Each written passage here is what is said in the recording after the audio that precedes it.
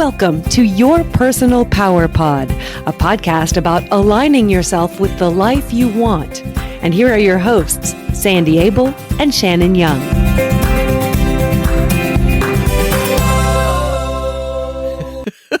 Shannon, you're having a good time already. You know what's funny? You probably don't even realize it, but you did the countdown before we started recording. Yes. And you did it so professionally, and you've just started doing that. It's been such a neat journey to watch you kind of own this podcasting thing when for so many years I was the broadcaster in the family, and now you're sharing that gene. Well, thank you for giving me that gene. It's so cool. You taught me how to do it. That's so fun. I'm watching my mom grow up. It's so sweet. Kind of fits into what we're talking about today, which is parenting your adult children. Right? We're all adult children. Every one of us is an adult child of somebody. If you are a parent of children, you may also be dealing with kids who have grown up. When they're young, your relationship with them is one thing, but then as they mature, it shifts. Once your child is an adult, it can become very tricky and difficult if you're not aware that these shifts are happening. Yeah. So we thought we would talk about that. I think it's a great one. I know a lot of people who have strained relationships with their parents, and I think most of the parties involved don't want that. They just don't know how to sort it out. Exactly. When you have a small person, you know what your job is. It's to give them love and take care of their physical needs and protect and keep them safe, provide food, clothing, and shelter, of course, and then teach them about choices and values and rewards and consequences and how to be reliable and responsible and respectful and kind and compassionate, all those things. You set rules and boundaries and follow through with appropriate rewards or consequences. When your child is really little, an infant or a small person, you make all the major decisions and some of the minor ones. You might let them decide if they want milk or orange juice or water, but most of the decisions you make sure your child knows the rules and what happens if they follow them and what happens if they don't. You slowly empower your child to make their own decisions, but it's a process. Once your child becomes an adolescent, it's a whole new thing. And a lot of people don't know how to deal with that. And then, wow, when your child becomes an adult, it's a different ballgame. It's a whole different thing. Hopefully they've taken all those lessons that you taught them along the way and have put that towards being their own capable, dependable, quality person. But that absolutely shifts the child's relationship with the parent because the child isn't a child anymore. And so the roles need to be redefined. Exactly. And once a child's an adolescent, they need to be redefined too. If you have taught them about values and rewards and consequences and behavior and all those things, then by the time your child is 14, 15, 16, they're making decisions on their own. And it's important for you to support that and even allow them to make mistakes if they're not life-threatening or illegal. When your child is a teenager, your job as a parent is to continue teaching and supporting your basic values and make sure they follow those and provide more opportunities for independence. You continue to give guidance and support, but you turn over the responsibility. A big one of those is when your child learns to drive. All of a sudden, they can go off where they want, anytime they want, if you allow that. They tell you where they're going or they don't. There's all kinds of independence happening that you may not have even planned for when they were young. At one point, you told me, probably when I was in my 20s, you said that almost every decision you made with me as a kid was designed to put me in a place to make good decisions when I learned how to drive. Because you knew that there would come a certain point when I would be out of your control and I would be my own person and could rebel. You were working up to that date, Yes. not working up to the 18th birthday. Oh, no. Your dad and I were working up to all the steps you were taking to become more independent and be able to go where you want and do what you want and make choices about where you want to work or where you want to go to school or all kinds of major and minor choices. You start that when your child is very young, where you teach them to learn about rewards and consequences and values and those things, and also learn to trust themselves to make wise decisions. And then when they're an adolescent, it's really hard as a parent to step back and say, okay, this is the plan. What's your perspective on that? And find out what it's like for the kid and what the kid sees and what they plan to go do. What was it like for you from the child perspective and the adolescent perspective? I have always felt pretty well heard and seen and respected. And I know we've had some really big blowout fights because we're both big personalities. But for the most part, like I never felt the need to rebel much. You and Dad did a really good job of making sure my brother and I had roots in our home and felt connected to our home and part of a tribe, which I think was really important.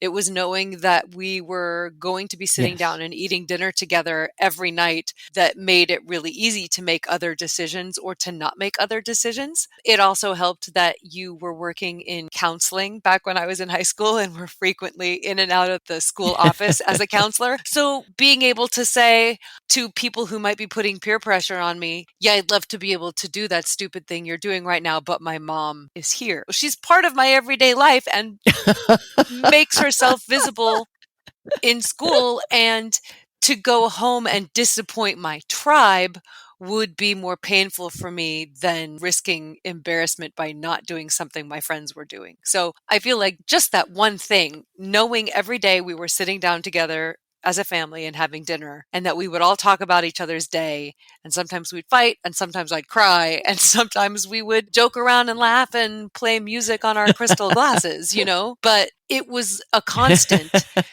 And because of that, I felt I had people. And I do know friends from high Yes. school who did not have that consistency, who flailed because of it. They didn't feel Yes. like they had people. Even though their families loved Yes. them, they didn't have a daily touchstone. Yeah. And I don't know if families these days even do that family dinner thing anymore. It was important to us, to your dad and me. That was the time we got to hear about your day, and we got to find out what was going on in your life. In those days, fortunately, there were no screens, there were no phones, there was no anything. There was a television in the living room, and that was it. We didn't have to compete with those things, but we wanted to stay in touch with you even when you were 18 to find out what's going on and how are things and how you're feeling. And it's really important to connect. And I don't know if families do that. There may be other ways that they connect with their kids.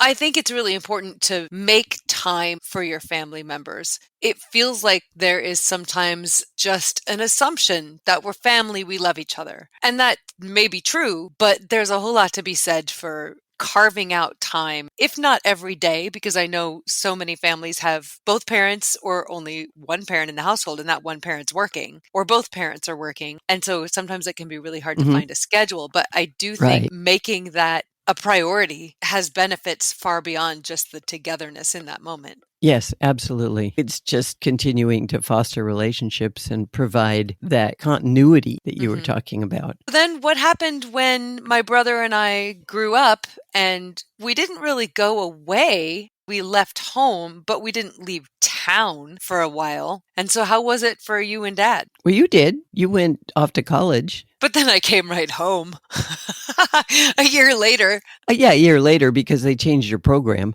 You also did not move back into the house. Yes, I did for a while. Well, short time. But your brother was here, so we were still sort of parenting. But then there was a point at which you had two adult children who were not in the house anymore, but were still relatively close. For me, I really felt the weirdness that came with that when I did come back from college, and I'd been living on my own, well, in a dorm for a year, and had to move back in with you for a while. That is where I bumped up against I don't want to have a curfew. But I also need to respect the fact that my parents don't want to be up all night worrying about me if I'm not coming home. So how do we work that out? I Right. definitely felt that during that short Yeah. time living there. I understand that. And I think we worked it out by saying, obviously, we would prefer you come home because what you might be doing out at 2 or 3 in the morning might not be really healthy or safe. But if you're not going to come home, please just let us know you're healthy and safe and when you will be home. That seemed to work okay. I don't remember you ever gallivanting around until 6 in the morning. No, it was a subtle shift, but it went from parents saying, no, you live in our house, you'll be home when we tell you to be home, to, hey, anytime you're living with a roommate who cares about you and vice versa, you extend this courtesy. And so that made it easier. Exactly. And we become roommates. Right. We became Yeah. roommates, basically. Right. And you respect the roommate. And if you don't show up, they're going to worry. The challenge for parents of young adults is how to redefine the roles. Yeah. And find a way to stay connected and be supportive, loving part of their lives while still respecting their independence and ability to function like responsible adults, which you did really well. Thank you. And especially once their child was no longer financially dependent on you, then they have the right to live their own life. And it's important for the parent to let go of control and transfer the power to the child who's no longer a child. Yes. I have friends who have children who are young adults who up until recently still lived in their house and they were not charging them rent. And at a certain point, I thought this makes sense. The kid is getting on his or her feet. But after a couple of years of that, I wanted to say, you're not doing your kid any favors and you're not doing your relationship any favors. Oh my goodness. Yeah, the word is enabling. Yes. If your child is healthy and capable and competent and has a job and is making money and all those things and living in your house, they need to be paying rent. They need to be being a responsible adult. Because if they're not, and if you're still cooking dinner for them every night, or doing their laundry, exactly, you're not empowering them to move ahead and become the adult that they are. You're still treating them like a child. The role definitions are very confused with that kind of thing. It's important that you communicate, that you talk to them and they talk to you about what the expectations are. If they're adults and still staying in your home, get clear on what it is you want from them, what your end goal is. Are you raising an adult? Or are you still keeping your child a child? Yes. And I think a big part of that is asking yourself, what am I hoping for here versus ultimately what do I want? Because I can see how this struggle might be, I don't want to lose my role as parent. And I don't know how else to feel what I want to feel when I think about the fact that I'm parenting. Because it means redefining yourself. Exactly. You have to lose your role as parent. Right. You've been an adult for a long time. You do not need a parent. You need a dear friend who loves you more than anything in the world. You need somebody who's always there for you. But you do not need a parent to swoop in and tell you what to do. That role is over now. And a lot of parents are not able to let go of that because that's how they define themselves. Right. Especially a lot of stay-at-home moms or dads who have spent their whole child's life being the parent. And then suddenly the child doesn't need them anymore. It's really challenging for some people to figure out, okay, who am I now that my child doesn't need me to be the mom or the dad? And then you have to look at yourself, and that's really hard for some people. You have to be willing to let go of the parental role and transfer responsibility to your child. You show them you love and trust and support them as they move ahead. I think it's hard because so many of us as parents, if you do it for a couple of decades, you can start to question, who am I without this? Am I something? Exactly. Am I someone without this? And that's where your whole self-esteem, personal power thing comes in, is you have to realize you were an individual long before you had children, and you will be an individual way longer after your children are grown. The challenge for all of us who have had children and been the parent, it's like you've had a job for 20 years and then you've left that job and you have to go find another job. And it could be a job that pays and is a career, or it can be just a new identity. Are you a musician? Are you an artist, writer? All kinds of things that people do that are part of who they are that have nothing to do with parenting. A lot of folks choose to lose that when they are raising children. And then when their children leave, they look in the mirror and go, oh my goodness, now that he or she is gone, who am I? It's so easy for this transition period to go sideways because there's so much involved here. Yes. There's fear, there's anxiety, there's willfulness on the part of the adult child who's just raring to get on with their life and be their own person out from under their parents. It's so easy to get feelings hurt or to alienate your parents or your adult child with your behavior. Exactly. I know people who have run the gamut in their reactions. One woman was trying to be really involved in her son's life, just like she was when he was at home. But now he lives hundreds of miles away, but she's still calling and trying to be that same presence. It's alienating him. He doesn't know how to say, I love you, but let me be my own person. And she doesn't know how to say, I'm really scared that I'm going to lose you. They didn't communicate about how they wanted to move forward. They didn't set boundaries about what works and doesn't work for each of them. So she's still trying to do what she always did, and he's trying to emancipate and go be an adult. Those two things don't work together until they talk about it. And doesn't sound like that woman and her son are talking about it. So she may lose him for a while, which is really sad. It sounds like the best thing to do is just to have a conversation about how things are changing, acknowledge that there's a shift and that a shift needs to occur and that it's healthy for that to happen, and then talk about where you want your relationship to be going forward. What does your adult child need? What do you need? And be honest with yourself. You know, you may want to talk to the kid every day, but that's probably not helpful right now for the adult child. It's going to take some give and take, but you got to communicate or it can just unwind. Right. You'll just drive your adult child away. And the adult child needs to be able to stand up and say, hey, this is what I need. You were a wonderful mom or dad, and that's fabulous, and you still are, but things have changed, and now I'm running my life. I'm living 3,000 miles away. I make money. I have my own friends, and I want to share that with you, but I don't want you to try to control it. And the adult child needs to be able to stand up and say, hey, let's reevaluate this. Because we love each other. It's got nothing to do with loving each other. You always love each other. It's just, where do we fit with each other now? And if you don't identify it and talk about it, it doesn't happen. It will just be a problem. I think we were pretty clever in the solution that we came up with. Oh, nice. What did we do that was clever? Well, we came up with a system of interacting that works for us, for you and dad and me. I don't know if it's the same system that you and dad and my brother use, but it works for us. And that is, as the adult child, I am in control of my own life, but I love you and want to have a relationship with you. So what you think matters to me. So you get to say whatever you need to say. Right. But I get to do whatever I need to do. As you know, I have thoughts about things. And if I see you or your brother doing something that I think could be dangerous or illegal or hazardous, if I just totally ignore it and keep my mouth shut, I will never forgive myself if it really goes sideways and something awful happens. We did have that conversation with both you and your brother.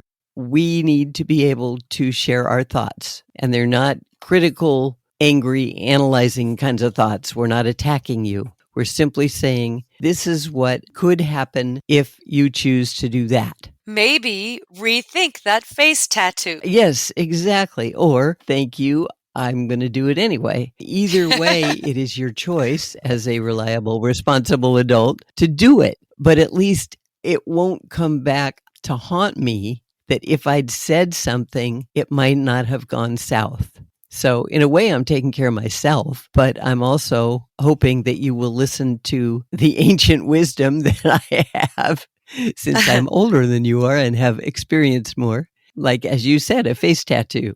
if you chose to get one. They're very popular these days, but it would severely impact your ability to get certain jobs. You may not think about that if you're out with your friends and everybody's getting one. But it's important to look at the consequences of your choices. And all I want to be able to do is point that out. And then you can do what you want. Yeah, it's worked really well for us. So I'm glad to know that works for you. I think that works for your brother too. But ultimately, it seems like a really cool solution, like a really simple solution. But really all we did was treat each other, ourselves, and the relationship with respect and kindness and love and talk about it. Right. Nobody gets worked up. Nobody feels they are right. Nobody gets angry if somebody disagrees. We just share our thoughts. Then you and your brother are fine doing whatever you want. And we will never, ever come back and say, oh, we told you so. And maybe it'll work out. Who knows? I'm glad that you feel our system works for you. It works for us. And I think it's made it so we can stay connected and be a close-knit family without huge expectations or worrying about disappointing somebody. We're just now all adults who are dear friends. And I hope that that's what our listeners can create with their adult children. And maybe adult children can create with their parents if their parents haven't considered doing that. Otherwise, you're going to lose each other. And that is really, really, really sad. Thank you for working through that transition with us. Oh my goodness. You're welcome. Being your mom is the greatest joy in my life. So I want to keep that going in whatever way we can keep that going. Oh, thank you, Mama. I love you. You're pretty awesome, Shan. I hope that our listeners are able to work out whatever it is they want to have with their parents and with their adult children so that they can continue to have a loving, caring relationship as you move ahead together. It's the best stuff of life. It's what it's all about. So shall we wrap it up? Bring us home. When your children are small, your job as a parent is to make sure they are safe, fed, housed, clothed, and loved. It's also your job to teach them about choices, rewards, and consequences, and to help them become reliable, responsible, and healthy. When your child is young, the role definitions and boundaries are pretty clear. You're the parent in charge, and the child is expected to follow the rules. As they grow older, the power and control slowly shift as your child learns to be reliable and responsible and respectful and take care of him or herself in various ways. Once your child becomes an adult and leaves home, the balance of power shifts completely and the parents are no longer in control. Parents are often unsure what their role will be in their child's life now that he or she is an independent adult. Sometimes parents also lose their sense of identity when this shift happens. That's something they need to look at, their self-esteem and their personal power. At this point, it's important for parents and children to communicate about how they want their relationship to function as they move ahead. And together, you can share hopes, expectations, boundaries, and desires, and outline how you see moving into the future in a loving but different relationship. That's the key, allowing it to be different. Allowing it to be different and finding the good in it and finding the way it works for all of the people involved. It's about communication and respect and boundaries. You can do it. Everybody can do it.